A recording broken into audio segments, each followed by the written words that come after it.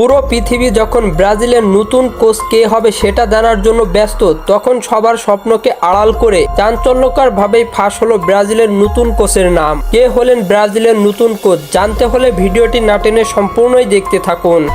দীর্ঘদিনের জল্পনা কল্পনার পর অবশেষে স্পষ্ট হয়ে উঠেছে ব্রাজিল জাতীয় ফুটবল দলের পরবর্তী কোচ কে হতে যাচ্ছেন। ভক্তদের চোখ যখন ছিল কার্লো আনচেলত্তি ও জর্জ জেসুসকে ঘিরে, তখন ব্রাজিল ফুটবল ফেডারেশন সিবিএফ জানিয়ে দিয়েছিল এবার দলকে সামলাতে আনা হবে ইউরোপীয় কৌশলের ছায়া।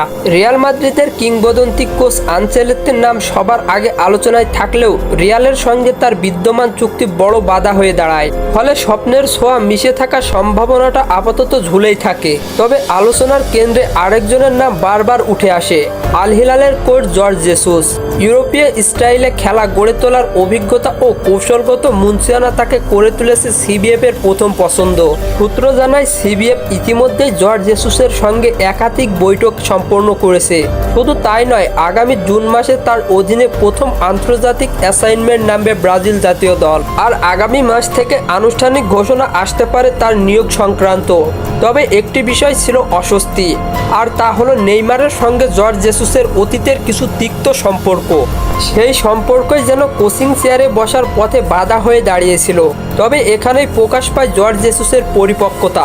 তিনি নিজেই নেইমারের সঙ্গে একান্তভাবে কথা বলে সকল ভুল বোঝাবুঝির অবসান ঘটিয়েছেন। তার ব্যাখ্যা সেই আচরণ ছিল মুহূর্তের ভুল, যার জন্য তিনি আন্তরিকভাবে দুঃখ প্রকাশ করেছেন। জর্জ জেসুস, যিনি একসময় ইউরোপ ও এশিয়ার মাঠ কাঁপিয়েছেন, এবার ব্রাজিলকেও ফিরিয়ে আনতে পারেন হারানো গৌরবের পথে।